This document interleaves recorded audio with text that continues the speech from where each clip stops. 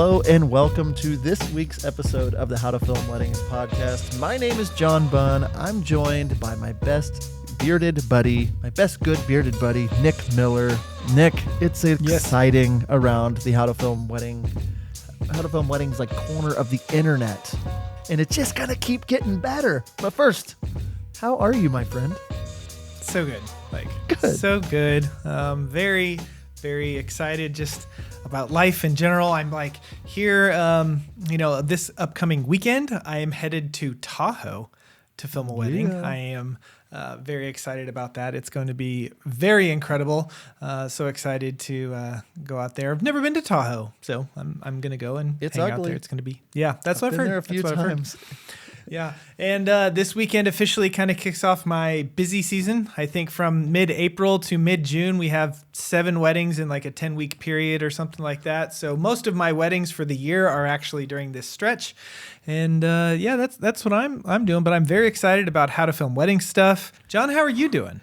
Okay, I couldn't be doing better. I've had bad days in my life, but today is a good day.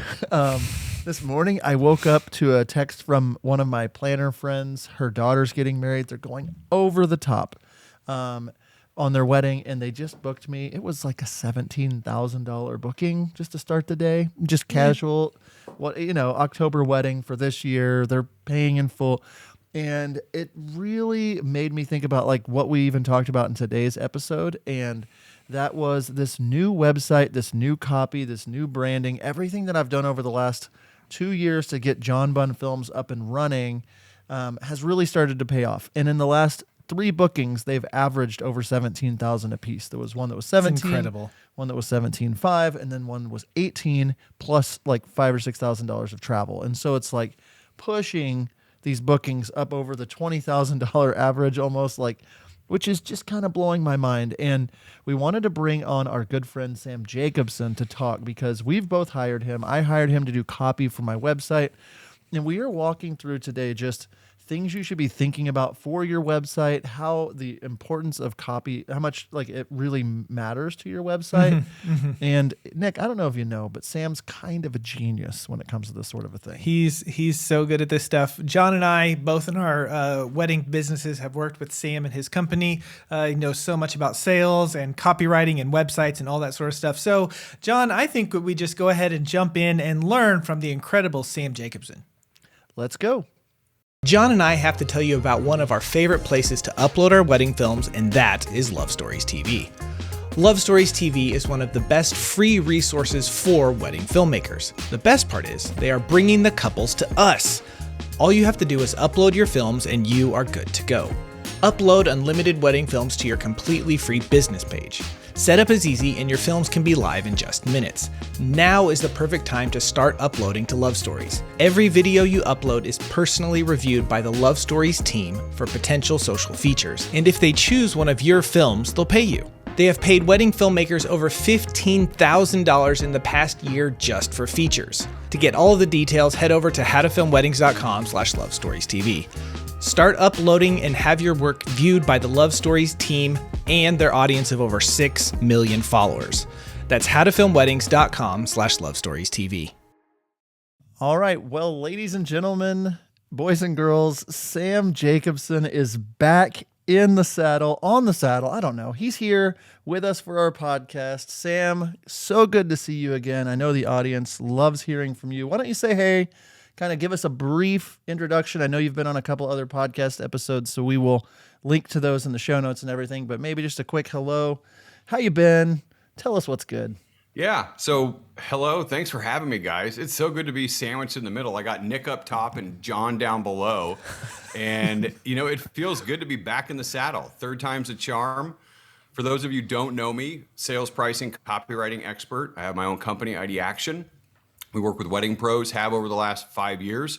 My wife and business partner, Katie, and I have a combined 30 years experience selling directly to couples. We've sold millions of dollars directly working for the properties that we worked at. I've directed operations for luxury company in the Texas market doing floral design, decor, and planning. And we now currently work one-on-one with clients doing coaching. We have online courses. We do workshops in person and virtually. And the bulk of our company is really devoted towards website, specifically copywriting. We have 5 full-time copywriters, and we work exclusively with wedding professionals. I love that. That was quick, Nick. But okay, so this is the reason we really wanted you back on the episode, because Nick and I both just hired you and your team for our websites. We went through like rebrands I did over the last couple of years, and then got done with the website, and it just wasn't where I hadn't met you whenever I started doing the website. And then I learned so much from you and your courses and things. And I was like, man, I really want to hire Sam's team. Made the investment, got the copywriting done. It was an incredible, streamlined process. But I have to tell you, I don't know if I've told you this, Sam, since releasing my website, I just booked this morning a $17,000 wedding. I booked a $17,500 wedding like 2 weeks ago. And right after launching, I booked an $18,000 wedding plus 7 days travel to Puerto Vallarta. I don't know how to say it, Puerto Vallarta. And for my wife and I to stay 7 days at a resort, plus $60,000 of weddings in 3 weddings since launching. So anyway, thanks, my friend. Yeah, no, you're welcome. You're welcome. No, I think I remember seeing in one of the Facebook groups that you had done pretty well, which is awesome. But I didn't know about the other 2, which is great. I mean, seriously, I think more than anything, and we'll dive into it, right, is that getting better booking starts with getting the right kind of inquiry. And the fact that you're able to let the filter work on your website and then put a magnet that really sucks in your best clients to your inbox while keeping some of them out that don't really belong in there, or that might be a challenge to work with your kind of budget. After you've gotten so famous over the last couple of years, it's hard to get on your calendar, So I think, people believe that websites are, maybe doing one thing, showcasing your images and then having a contact form. But boy, oh boy, you're proof in the pudding that there could be so much more.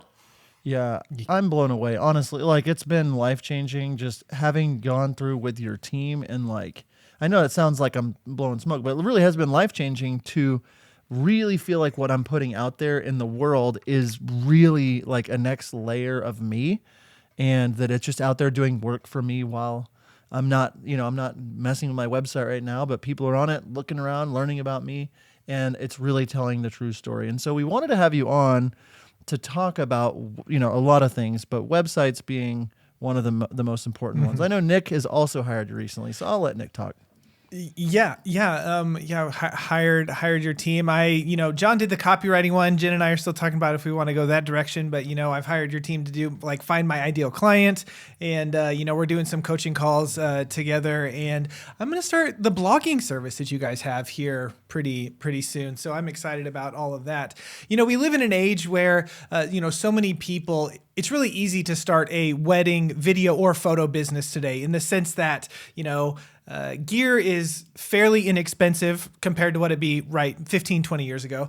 And, social media is so prevalent. So you see so many people that are just,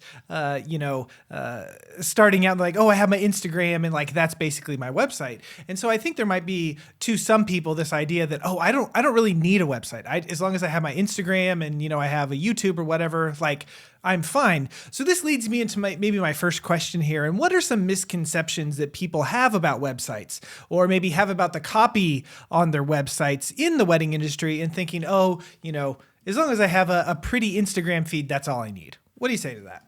Yeah, I think that's probably one of them, if not the biggest one, is that most of the people who are inquiring or hearing about your business are doing so from social media, and that you don't need a website, or they're coming from maybe referrals from friends or family members, and you don't need a website. But the goal of all marketing is to get people to your store. And in today's wedding environment, your store is your website. And so you want to get everybody as much as possible to spend time in your store and spend a lot of time in your store. And so, of course, they're going to look at the photos or videos.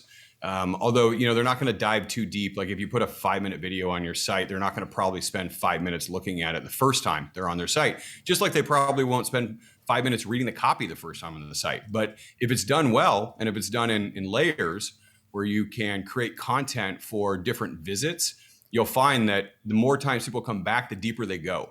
And that's what you're really doing with your storefront, with your online site. So that's certainly one of those misconceptions. I think also in the photo video world, thinking that the words don't matter, that they're buying video from you, and so what they really are most concerned about is the video. I think that's a hard sell, because at the end of the day, to the untrained eye, most videos look pretty much the same. You got a couple of people who are dressed up, toasting, saying sweet vows. There's crying and tears. There's dancing and fun. There's revelry, and then the video's over. And when you're looking at video after video after video after video, it's really hard to understand what the difference is between one set of videos and another set of videos, or one filmmaker and another filmmaker. I also think that if you go through and you look at videos, I don't know, you guys tell me, you do this for a living, but it's really hard sometimes to just show your photo or video without narrating. And I do think that there's a story that needs to be told that filmmakers want to tell. And you can do that with words on your site. You can provide the context for the 2 to 3 minute film that you're showing, and words are going to do that. You guys in the video industry, or the video field in wedding space, you talk a lot about being storytellers. And stories are told with words, and they can be told visually, they can be told with voiceover, and they can also be told with the written word. So I do think that those are some of the big misconceptions that we see specifically for videography. Yeah, you said that you have to narrate, and I think that's interesting. Is like someone will have us do a film review, and they're like, "Well, I got to tell you about." Exactly. And they want to give you the backstory. And so if you're listening, not necessarily an actual narration of this, like you're not on the film narrating it, but like you have to give context a lot and like narrate a lot. And I think it's very interesting. Like whenever in our mastermind group, we've been talking a lot about just like your ideal couple and your ideal brand and all this stuff, and talking through like my new website. And for me, it has a lot of words on it. Like it's not as appealing to like a lot of wedding filmmakers, and people are like, yeah, I don't necessarily dig that because, it doesn't speak to me. And it's like, I'm not speaking to you. We have gone through and we have found out that my ideal buyer is very close with her mother. And we have found out that her mother is a person that wants to read every single word on a website. And so we have laid it out in a way where you can skim it, but like you said, you can go deeper and you can learn more. And what I'm finding now that we've done that work and that we've laid it out in a way that's elegant and works, is that people come to me a lot more ready. They come to me with a lot more. I'm not getting asked like dumb questions anymore. I'm not getting. I still get asked dumb questions. Don't get me. I don't know if that'll ever go away. But that's something I think when a misconception about copy for your website. So many people they just don't really think about it or take the time. And so I guess moving forward on the copy question, like, would you say, like, what would you say to somebody that's asking if copy is actually that important for people that are selling wedding films? I think it's huge, and I'm aware of this, having a company that does copywriting as a service. When you're a hammer, all you see is nails. So if you ask any copywriter, do you think copy is important? They're going to say yes. But I also do business coaching, and I've been doing business coaching for 5+ years. We only started doing copy 2.5, 3 years ago, and we did copy because it was such a necessity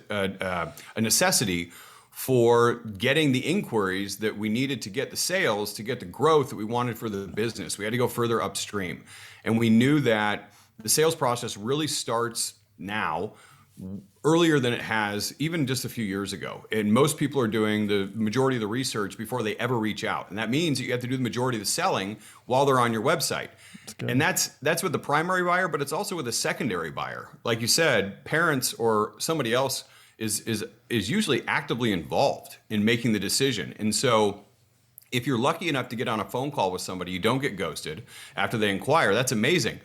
But they're not the only person making the decision. And so if you can have a storefront that has information on it, that tells a story in the way that you want it to be told, with the highlights and the competitive advantages and the pieces of information and the stories that support what you feel is going to be a good decision for them, then you're doing the sales work rather than trusting somebody who is not a salesperson for your company, in your case, the bride-to-be, to do the sales work for you.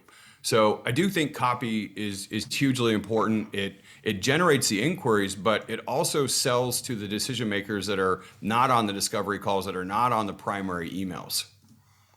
As you're talking about the importance of copy, I'm sitting here thinking, and I know how I am when it comes to reading, and how if I get like a big chunk of something, like, I'm picking out a word here, picking out a word there. Jen, my wife, gets mad at me all the time because I read a school email and I pull out a couple bits of information and I think I have it all. And she's like, "Hey, are you ready to go to this program tonight at 7?" I'm like, "What program?" She was like, "It was in the email," like, skipping over that kind of stuff. So like, is there a way to take copy, make it so it tells this narration story, but also in a way that gets people that read like I do, where they're just kind of picking and choosing words here and there? Is there a way to, put that to, you know what I'm asking you? Yeah, the technical term in copywriting would be called wireframing.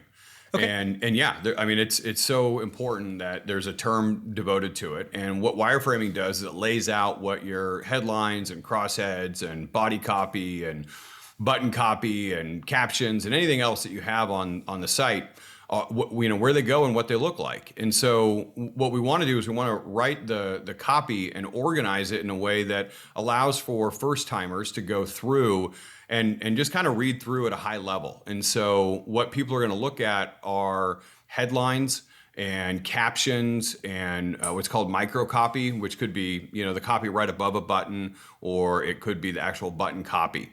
And it could be a big pull quote that you have on, some sort of banner that runs through the middle of the page. And so we're writing for that first skim. And we want to tell a story if you were just skimming and reading through real quick. And then for the second round, when people do go back, if you can hook them with that skim version, then you're going to put body copy in.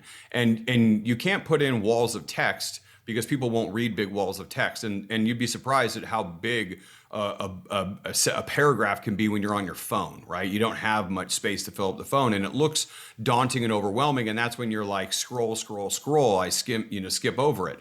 But if you can break up the body copy for the second read or the third read into small paragraphs, 1, 2, maybe 3 sentences, then it's going to help. Within the copy itself, you can actually keep sentence structure very simple as well. We recommend, we use the Flesch Kincaid test. We recommend going through and having all your copy at around an 8th grade level so that it's very easy to read. If you use words that are too big or lots of sentence fragments or long, complicated sentences, people tend to stop reading. It's like, so I'm in this behavioral economics program through Texas A&M. We have to read these scholarly research papers, and I'm like, it is mind-numbing reading stuff that's written by PhD candidates for PhD candidates. It is so challenging. But if you write at an 8th grade level, like the books that our kids, our 2 13-year-olds read, like I can read those in no time at all. And if you keep the plot moving, then it's even that much more interesting. So those are a bunch of things that you can do, and there's obviously more, but there's a science to it, and we know through iGlance studies what's going to capture people's attention and what's going to keep it. I think as John and I have done lots of mentor sessions, we were talking about that before we hopped on here over the last few weeks and over the next few weeks. One of the things that we're seeing a lot when it comes to websites is going to be people that write novels or people that basically don't write anything at all. And there doesn't seem to be like anything in between, like for the most part. There's some, but it's like we're going to write everything about our life story or we're going to put nothing about our life story, right? And so this is a nice way that copy can help, tell those stories to get people. And so you can catch them, because if we're going to sell them a product, they're probably visiting our website more than just the one time, right? They're going to come back and reread stuff and look over stuff. So that's really good info there. Nick, just as a follow up to that, because I think you're right. If you've heard me I think we've talked a little bit about this on this podcast, one of the episodes that I was on, this idea of buyer types. So buyer types is something that I had borrowed from and built on with my own coach, Laura Moriarty with Tahoe Training Partners. And I learned about communication preferences that people have based on the way that they're wired in their brains. And so one of the things that I've taught for years is how to sell the different buyer types. You have a relator, an analyzer, a boss, and a dreamer. And the relator is connecting to the world through relationships with people, the analyzer through information, the boss through getting things done, and the dreamer through ideas and possibilities. And in the same way that I would recommend and coach people to sell to different buyer types in different ways, we write copy for different readers in different ways. And so the person who writes a novel about their life story would be writing for a relator buyer type if done well. That relator wants to connect with that personal life story and all of the things that are involved in that. They have patience for it and they want to spend the time on it. The analyzer, if you have an analyzer as an ideal client, they're going to want not the life story, but they're going to want a lot of information. They're going to want everything up front. And they have the patience to go through the big walls of text that maybe you don't. They're the kind of people when they buy something from IKEA or they have to assemble, they read everything and then they go back and then they put it together. The boss type is the getter done. The boss is not going to read much on your website. They're going to read headlines, captions. They're going to go straight to where's the pricing at for starting at, and then they're going to go to your contact form if they like it. And then the last kind, the dreamers really focus on the visuals and the headlines, and they like to click a lot of things. So you got to have a lot of calls to action to get them through the website. So there's different ways of writing copy, not just one way for a videographer or one way photographer or one way for a planner. It depends on who your buyer is and how they like to consume information. So it's multi-layered. If there's anything about this episode that we're doing is that there's no one right way to do it. And everybody has their own way, and it shouldn't be based on what you prefer. Like you said in the beginning, John, it's really about what your ideal client prefers.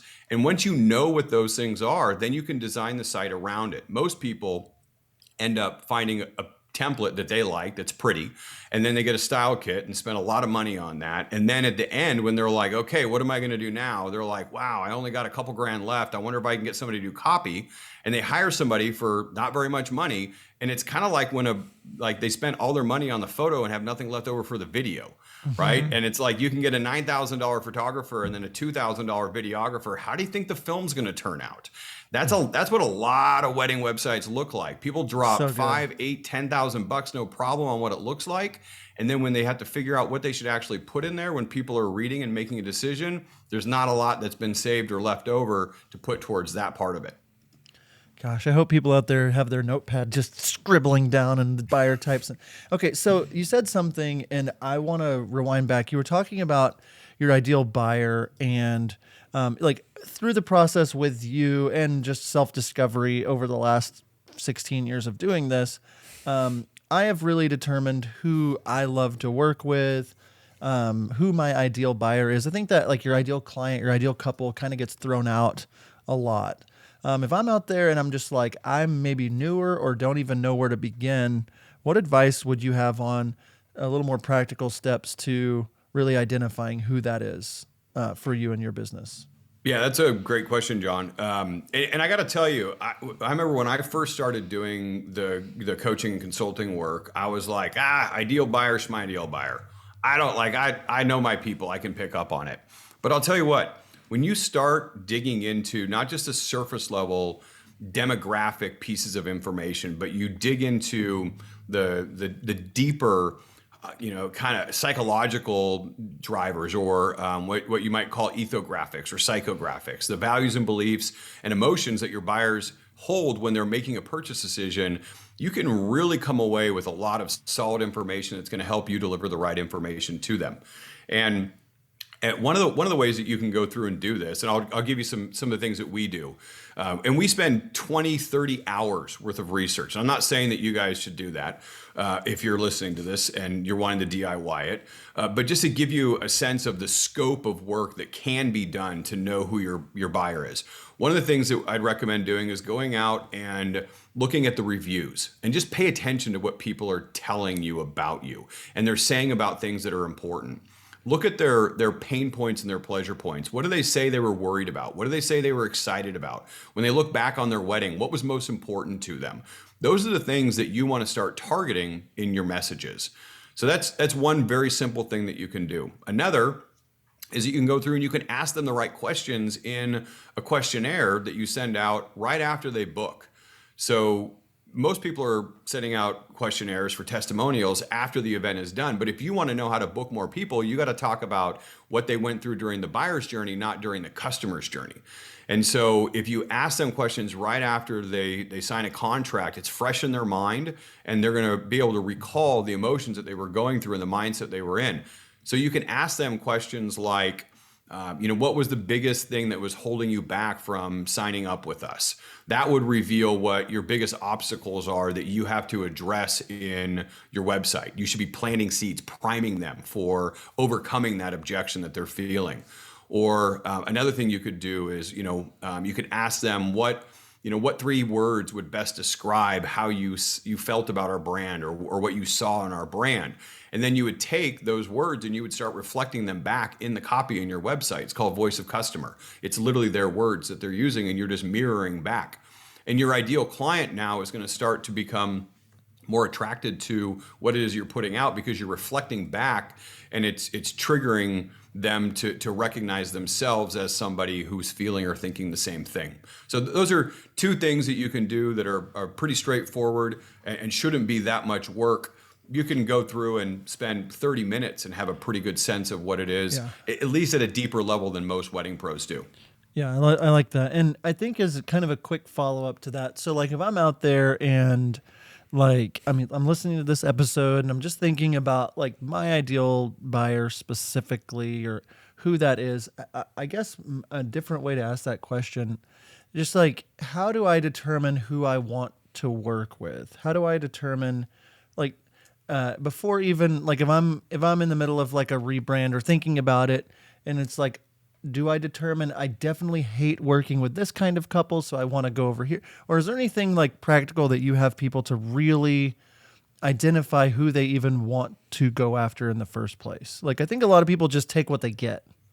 Yeah. There comes a point at which, your strategy is definitely going to be take what you can get. And then at some point you'll cross over into, you know what, I'm full, or my calendar's filling up. And so I'm going to be a little bit more selective. Or it could be that your calendar's not full, but you're psychologically and emotionally tapped, and you're just burnt out. And so you can't take any more of a certain kind of client. I'm a big believer in what I read in a book many years ago. Chip and Dan Heath wrote that you should clone the bright spots. And by that, they mean start with what's working and do more of that. Too much of the time we spend focused on the negative and the things that are not working. We try and solve problems that are there in front of us. But if instead we just avoided the problems in the first place and focused on the things that are already going well and did more of those things, life would be a hell of a lot easier and better and more fun. Mm-hmm. So what I would do, to your question, is I would go through and look at the events that you love the most. Who are the people that you still stay in contact with? What are the portfolios that you love showing? And make a note of that. After a while, you'll get 5 to 10 or 20 or whatever it is of these, and those then become your ideal client base. And that's where you then want to go through and look at those reviews or send out questionnaires to those people. When we do our communication strategies, like we've done for both of you, and all of our copywriting clients, we ask you that on our boarding call, and we ask for 10, 15, whatever it is that we think that we need. And we send out questionnaires to those clients on your behalf, or we send you the questionnaire to send it out on your own behalf. And then we get 5, 6, 8 of those back. And that's usually enough data points. Once you get past 8 or 9, you get diminishing returns. So I think just finding that small group of people that you love working with, that you stay in contact with, that you love showcasing their events to other people, that's your ideal client. You just got to figure out a way to analyze the common thread between all of them so that you can then put that into your marketing material afterwards. Yeah, that's really, really good info. Man, I'm just thinking about it. So that's good stuff. I hope you out there listening are taking those notes. We are going to take a quick break, and then we will be back here in a minute with more of Sam Jacobson. It seems like there are new cameras and equipment coming out all of the time.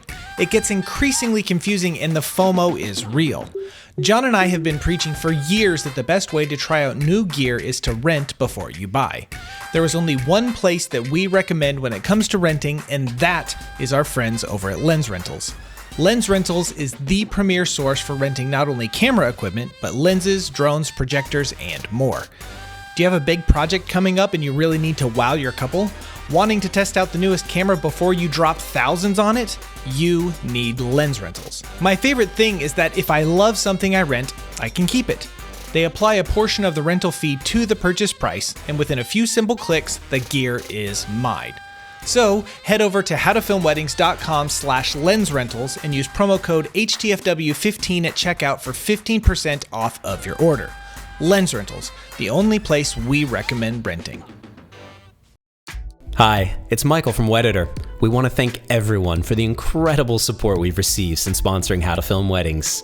Yes, we've had some growing pains, but we've had far more wins. And we're doing something that's never been done.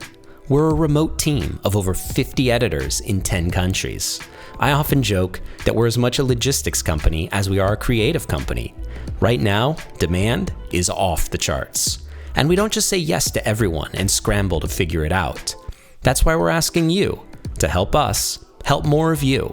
In short, we're looking for more talented Weditors. Part-time or full-time, work from where you want, when you want, as long as you hit deadlines and deliver quality. It's a chance to get paid while growing as an editor. Our project managers work with you, explaining why something feels right or doesn't, because there's always a reason. If you're interested, we'd love to hear from you. Go to wediter.com/editor and fill out our form. All right, we are back from break with Sam Jacobson, and I want to jump into this question that I really like.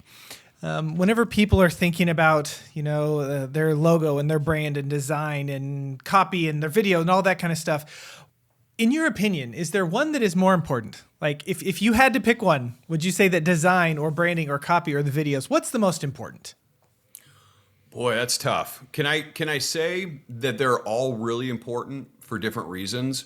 And then I'll provide maybe some level, and maybe I'll come up with an answer at the end of it. I'm going to think in real time here. So visual branding, super important because it is the first thing that people are going to respond to when they land on your site. And just like, have you ever walked into a restaurant and you open the door and you're like, and we're not going in. and all you did was just look at what was there. And you're like, old carpet, the vinyl booths, not so much. The servers look like slobs. And I can see that her thumb is almost touching the piece of food that she's carrying on the plate, right? Like that all happens within milliseconds. It's the same thing with the visual brand of your site. When you land on somebody's site, I've read studies that have said that you have as little as 0.05 seconds that you will form an opinion of whether or not this is going to be a place that you want to stay inside. Again, this is your online storefront. So I do think that the fonts and the colors and the logo are super important. And one of the things, just a quick little tip, is that you want to make it feel familiar to the other places that they spend time on, whether that's the wedding vendor sites that they're looking at, from the things that they've already booked and chosen, or more importantly, just the places they do online shopping. So I think that you can get that real quick, and I do think that that's important, especially for that first impression. I think that the layout is also very important because you've got to make sure that you capture people's attention and you also maintain it. There's this goldfish study that a lot of people talk about. There's not really a lot of accuracy for applicability to the general world of people have an 8-second time attention span, but we do have a short attention span and we do have to maintain it. So as people are moving down the page or moving through the site, it's really important to make sure that we're not just capturing their attention, but we're actually maintaining it all the way through the experience. I also think obviously the copy is important because it tells the story of what it is that you're putting together, and not just your story, but the brand's story, the story of what you do to help meet the needs of the people who are there. And then obviously, being in films, you've got to make sure you showcase your portfolio. People are going to go to the portfolio, they're going to spend some time on it. My experience is that you might spend 3 to 5 minutes going through your portfolio, and at some point they'll be like, yep, these are pretty good, let's figure out how much it costs, or let's learn a little bit more about what the experience is like to work with them. And at that point they're going to inquire. I think on the second pass or the third or the fifth or the 10th, they're going to start watching and spending more time on it. But in the beginning, I think you've just got to pass a sniff test on the portfolio, get them into your inbox, and at that point the sales process takes over. So I think that they're all important. I think that you have to have all 4 of those ingredients there to make sure that the website is successful. And I think the key is to make sure you're not skimping on any one of them. Otherwise, that deficiency can make it so that people either bounce off the site right away, or they don't get all the way through, or they don't understand the value of what it is that they could get from you. Yeah. I mean, it's kind of a trick question. It's like, what of these things is the most important? And the answer is, well, actually, all of them are important. But again, we are finite people with finite amount of time. And so you just need to kind of figure out, John and I, have, kind of been saying, you need to have your brand and your design look a certain way. Like that's, could be point number one. Like if you're kind of making a checklist and kind of always improving, like that's the kind of the, a frustrating thing about information is whenever you get a lot of it, you're like, I don't know what to do next, or I don't know where to go from here. So they're all important, but spending that time and maybe a checklist and saying, hey, I'm going to start with, my overall design and get that down. Okay, now I'm going to move over to the website and how that looks. Okay, let's make sure our videos are on point and that sort of stuff. Yeah, I do. And I think, what I will say, kind of going back to, the first question about misconceptions, one of the things that we do hear quite a bit, in fact, Katie just today got an inquiry from somebody who's like, I've gone through and designed my entire site, and my designer now says that my copy is awful and I need to get somebody to write my copy. I'm launching my site in a week. That seems like that would be, unheard of, but we run into so many people who have gone through the whole process and then recognize that there's this deficiency in the copy. What we know from the work that we've done, and also not just with our internally, but with other design houses, because we do design, but we also work with other design companies who do custom templates or customized templates. And what we find is that they always say the same thing to us: if possible, start with the copy and then I'll design the site around it. And I think that in the wedding industry, it's typically done backwards, where a lot of people start with their site, they design it for what it wants to look like, and then they go through and they figure out how can we retrofit the copy. Now, it can be done, but it's not as easy and straightforward and inexpensive as if you start with the copy first and then design the site around it. That's really good. That's really, really good. I think too, Nick, like when I was thinking about it was like, whenever I was going through this process, I just realized that you really have to lean into just the whole process of like, I paid to have a website done. So I was doing, thinking, I just need a new website. They'll do everything. And got it. And it was good. And great. And it was like, but I just feel like the copy isn't really me quite yet. It isn't. And so that's when we had found you all and had the process with you all. But like what you're saying about copy first, then build the site. I mean, that's huge. I guess my next question / thought would be a little bit more towards basically moving out of the copy and into I'm getting inquiries now. I'm getting bookings from this. And I think that's where people are like, I would want to invest in this if I could really see the return, and I know I teed that up earlier, just saying, I'm booking these things, but it was because I have design, branding, copy, and videos. They pass the sniff test, they get people in the door, and then I work them through, my sales process. I guess my next question for you is if I'm out there and listening to this, maybe some tips or some thoughts on how websites can actually, what you're doing when you're building to help people get more inquiries, or what about copy is helping these inquiries? What are some strategies they could use for their copy to help get them more inquiries? Yeah, so here's some things that you can do to get more inquiries. If you're in the point in your business where you're still looking for growth, and that's going to come from doing more events, and I think that's probably the bulk of the wedding industry. I know it's a busy year, 2022. Coming off a super busy year, 2021, at least the second half of it. There's a lot of people who are, full or filling up very quickly, but there's still a lot of people who are looking for more inquiries. And I think some of the things that help out the most, and these are easy things that you can do, are to remove the barriers, the obstacles that are getting in the way of people going all the way through to your website, to your contact form, and then into your inbox. And so some things that are, maybe copy related or not copy related, just having to do with words or user experience on the website, would be to, one, if you have a lot of information about your pricing on your website, you're killing business, you're killing inquiries. So the more you talk about pricing early and in detail on your website, the less likely you are to get inquiries. So my general recommendation is, if you're not getting enough inquiries, remove everything except for the starting at price for your services, which should be on the services page at the very bottom. After you've built up the value of the services you offer, you can tell them this, package is starting at X dollars. Click here to get started, which should then lead to your contact page, and then you put a testimonial after it to provide reassurance. So that's certainly one thing. If you have an investment page, if you have a pricing page that's entirely dedicated to that, I think that is something that you should absolutely do away with. I don't think anybody should have an entire pricing page on their site. It's the scariest thing. It's the biggest pain point for everybody.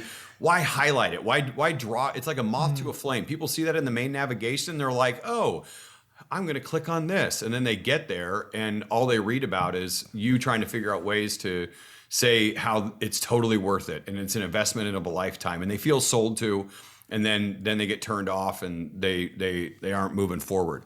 Another thing I think that is an easy fix is to actually put some copy on the contact page. You aren't sending them just to a contact form. Welcome them from the previous page that they were on. Let them know that they need to fill out the form. It shouldn't take very long. And then tell them the reward that they're going to get after they click send. So just a quick little 2 or 3 sentences with a headline of like, super excited, we're almost ready to go, or whatever it is that you want to say. And then you put in the body copy of like, just take, 2 shakes of a lamb's tail and, click send, and, we'll get a call on the books and figure out if we're a good fit for each other. And that will then move people through. Another thing you can do on the contact page is put more testimonials to provide reassurance. And it could be a specific testimonial like, something along the lines of like, reaching out to, Nick and John was the smartest decision I made in planning my entire wedding. Because it's a call to action that is backed up by social proof right at the point at which people could be turning away. And if you don't believe me that the contact page is, a big opportunity for you to make some improvement on, go and look at the number of inquiries you got last month and subtract that from the number of people who were on your contact page. I'm guessing it's probably in the range of 10 to 20% more people were on your page than actually inquired, which meant that you did all of your work with networking and getting on lists and social media and all the work that you did on the home and about and services page and the portfolio, and you put all those films together and you did all that stuff and you got them to the last step. And then you blew it. You didn't make it easy for them to fill out the form, or you didn't encourage them, or you didn't let them know what was going to happen next, or you didn't reassure them that it was going to be a good move. Those little things that can be done on the page are really going to help get people in your inbox. So that's so good. That's one thing that John and I have noticed whenever it comes to, the inquiry page, is that it's contact us and it's just their form. And like, that's the only thing on there. And our advice to every single one is do something more with this page, like talk to them. I love the social proof, thing of putting that on your contact form and kind of breaking down those barriers, or, that sort of stuff. We'll ask this one last question, and then we're about out of time. But, we love getting more inquiries. I love it whenever I get that little email that says someone is interested in our services. But how can we use our website, or how can we use our copy to convert those inquiries into actual bookings? Yeah, so here's one thing that we've really started to play up over the last year or so, and that is extending your website into the sales process. So your website is very powerful because it's a way that people can consume information, and it's a multimedia platform. You can embed photos and videos and audio and obviously copy as well. So one of the things that we recommend is using a series of hidden web pages that are unpublished, not searched out by Google or other search engines, and are only available through a link that you can share. And so what we've done is developed a number of different pages for inquiry responses, for sending out to potential referral partners, whether that's planners or venues, sending out information that those planners or venues can share with their clients.